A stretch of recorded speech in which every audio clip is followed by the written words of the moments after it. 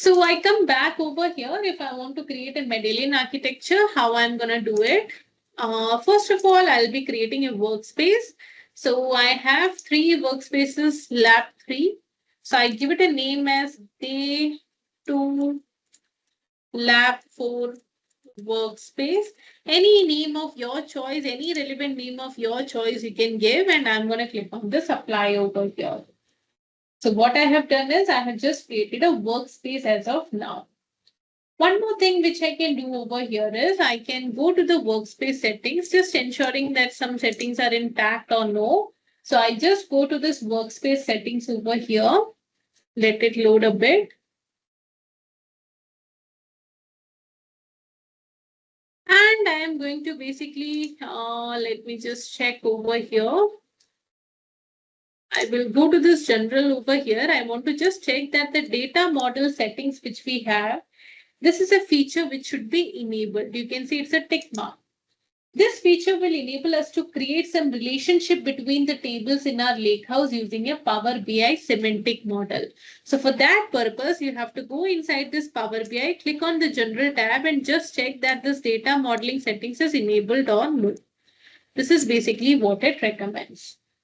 After doing this much, what we can do is, this is basically the workspace. So I am going to create a data lake house for the data which we are going to analyze. So now what am I going to do is, I am going to create a lake house named sales. I click on this new item. I am going to create a lake house and I give it a name as sales. And I say create. So it will actually create a lakehouse for me. And we are going to ingest some data into this data lakehouse for analysis purpose. We have multiple ways, as I said already, we have multiple ways in which we can do it. But we will be simply downloading a file into our local computer and then basically then we will be using it. Okay. So what are we going to do is I am going to create a new subfolder first of all over here. I give the subfolder a name as bronze. And I say create. This is a name which I have given. Bronze name. Okay. And in the 3 dots for this bronze, I'm going to upload basically I will be uploading some files over here. Okay. So I click on this upload and I click on this files over here. I have to browse for the files and I should be having this 2019, 20, 21. These 3 data I want to choose. So I'm going to select all these things and I'm going to open it in one go. So I have uploaded these 2019.csv, 2020.csv and 2021.csv over here. After doing this much, I will click on this bronze and we can verify that all the files have been uploaded as shown here in the screen, same way. Now what we can do is if you want to transform the data and load it to a silver delta table. Now that you have some data in the bronze layer, this is all raw data which I have right now. So some data I have in the bronze layer of my lakehouse. I can actually use a notebook and transform the data and then I can load it to a delta table in the silver layer. This is basically how we can work with it. Over here in this bronze folder of my data lake itself, I have an option of open notebook. I click on it. I click on this new notebook over here. So I'm going to give this notebook a name. I will be naming this as transform data for silver. Transform data for silver is the name I'm giving and press enter. That's it. Now we can see basically all the existing cell which is there. This is the existing cell. It contains some simple commented out code. And we are going to just delete these 2 things. We don't need it. I'm deleting this and I'm going to paste some code into it. Okay, so let me just copy some codes which is there. I'm going to paste some codes and then we will be proceeding further. Just give me a moment for pasting the code. And I'll tell you what is this code all about, what is it going to do. So this is basically the code. So I am actually using this. I'm creating the schema for a table and I have basically importing all the files from the bronze folder of the Lakehouse for that purpose. Because if I have 3 files, I'm importing all those files and I will be only displaying the first 10, basically 10 rows of the data frame. I'm importing into my data frame, we can say. So let me use this run all over here. This is a run all button. Either you can run all or there is just one cell. So I go with the run cell button over here, right? So when I run it for the first time, whenever I create whenever I basically run a code in the notebook, it has to start the Spark session. And once the Spark session has started, it will basically execute the code which is there. So this is basically what it is doing right now. Let's just wait for the output. So Spark job has finished and it has displayed me the output. It will only show me 10 rows over here because I said display df.head 10. So when this has completed, we can review this output. This is basically the sales order number, sales order line number, order date, customer name. All these are the different columns. We have got 9 columns in it. Okay, these are the 9 columns. So what it has done is the code which we executed, it loaded the data from the CSV files in the bronze folder into a Spark data frame. And then it has displayed the first 10 rows of the data frame for us.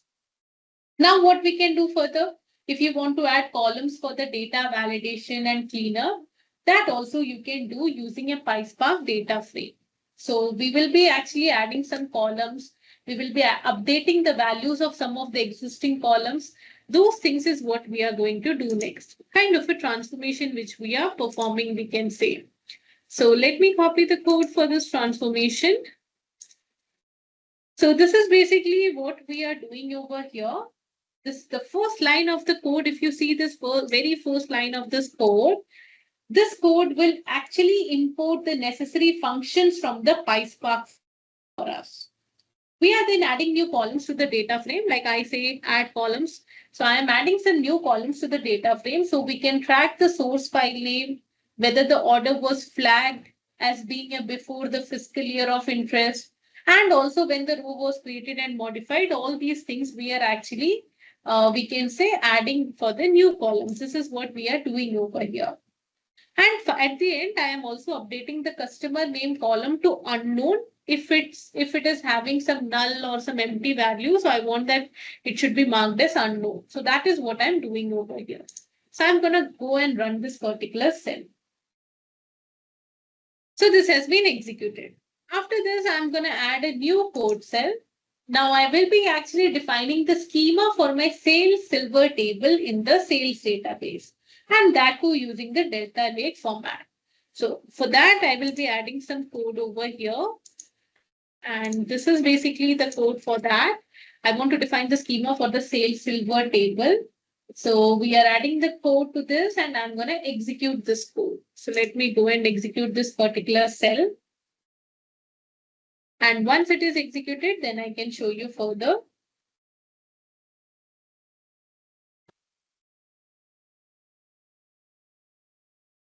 So over here in the sales, I am going to expand the sales from the Explorer after that, and then I'll show you what all things it has.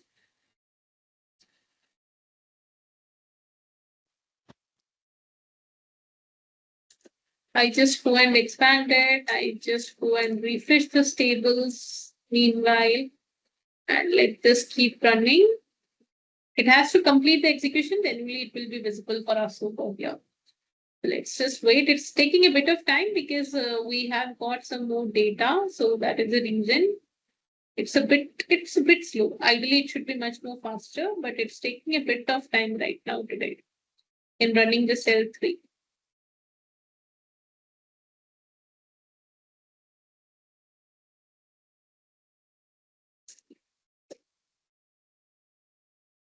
So meanwhile, I'll just show you. This is a table which has been created, the sales silver table with a small triangle sign, triangle icon. So which means we see the sales silver table which has been listed for us, and this triangle icon indicates that it's a delta table which has been created. So this is basically how we can execute these codes, and this is how we move the data from this bronze to the silver. And now we can perform an upsert operation on the delta table. Why do we perform this upsert operation?